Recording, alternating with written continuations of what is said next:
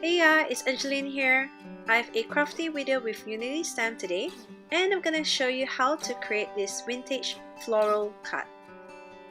So first, I've already stamped this bird and sentiment from the Thought Of Often kit from Unity stamp, and I'm grabbing a piece of doily and just slicing it into half and just adhering it to my card base, which I've already put some pattern paper on it. So I'm using the Thermal Web Mixed Media Adhesive. You could use any kind of adhesive that you have.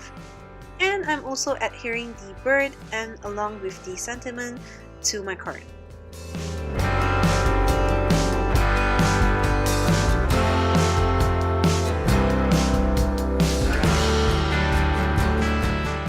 Next, I'm grabbing some paper flowers from my stash and using some hot glue to adhere to my card.